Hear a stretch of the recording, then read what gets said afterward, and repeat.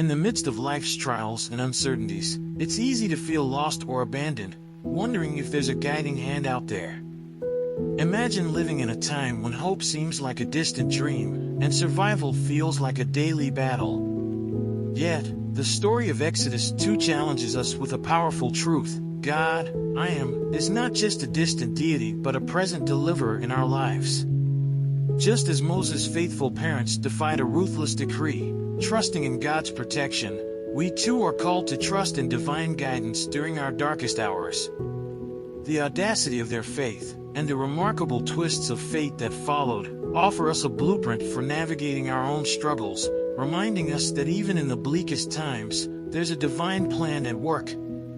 Stay tuned as we explore how this ancient story is not just a relic of the past, but a beacon of hope and solidarity for our own journey. So, let's read the chapter together. Now a man of the tribe of Levi married a Levite woman, and she became pregnant and gave birth to a son. When she saw that he was a fine child, she hid him for 3 months. But when she could hide him no longer, she got a papyrus basket for him and coated it with tar and pitch. Then she placed the child in it and put it among the reeds along the bank of the Nile. His sisters stood at a distance to see what would happen to him. Then Pharaoh's daughter went down to the Nile to bathe, and her attendants were walking along the riverbank. She saw the basket among the reeds and sent her female slave to get it. She opened it and saw the baby. He was crying, and she felt sorry for him. "This is one of the Hebrew babies," she said. Then his sister asked Pharaoh's daughter, "Shall I go and get one of the Hebrew women to nurse the baby for you?" "Yes, go," she answered. So the girl went and got the baby's mother. Pharaoh's daughter said to her, "Take this baby and nurse him for me, and I will pay you." So the woman took the baby and nursed him. When the child grew older, she took him to Pharaoh's daughter, and he became her son. She named him Moses, saying, "I drew him out of the water." One day, after Moses had grown up, he went out to where his own people were and watched them at their hard labor. He saw an Egyptian beating a Hebrew, one of his own people. Looking this way and that and seeing no one, he killed the Egyptian and hid him in the sand. The next day he went out and saw 2 Hebrews fighting. He asked the one in the wrong, "Why are you hitting your fellow Hebrew?" The man said, "Who made you ruler and judge over us? Are you thinking of killing me as you killed the Egyptian?" Then Moses was afraid and thought, "What I did must have become known." When Pharaoh heard of this, he tried to kill Moses, but Moses fled from Pharaoh and went to live in Midian, where he sat down by a well. Now a priest of Midian had 7 daughters, and they came to draw water and fill the troughs to water their father's flock. Some shepherds came along and drove them away, but Moses got up and came to their rescue and watered their flock.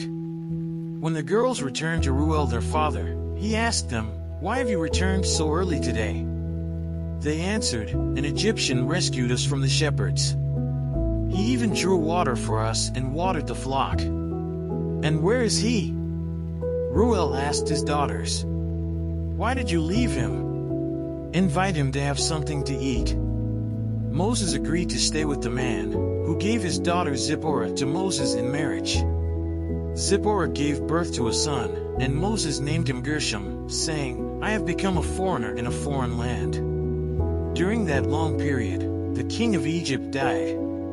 The Israelites groaned in their slavery and cried out, and their cry for help because of their slavery went up to God. God heard their groaning, and he remembered his covenant with Abraham, with Isaac, and with Jacob. So God looked on the Israelites and was concerned about them. Let's say a quick prayer to thank the Lord for his mercy. But first, share your thoughts and experiences in the comments. Let's continue this conversation. And don't forget to subscribe and turn on notifications so you don't miss out on our next deep dive into these transformative stories. Your journey towards understanding and growth is just beginning. Hey God, I just want to take a moment to thank you for the incredible insights and wisdom we've gained through this study. It's amazing how your stories can light up our lives and guide us through tough times. Please help us take this knowledge and weave it into our daily lives.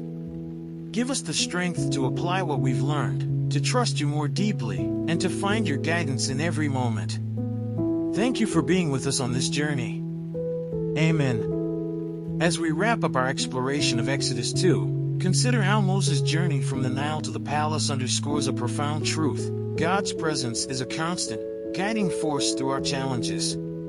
The story isn't just about ancient events, but a powerful reminder of how faith and trust in divine guidance can lead us through our own trials. Are you ready to trust that there's a greater plan at work in your life? How can you apply this lesson of faith and deliverance to your current struggles? And, as always, don't forget to check the last video and learn more about the scriptures.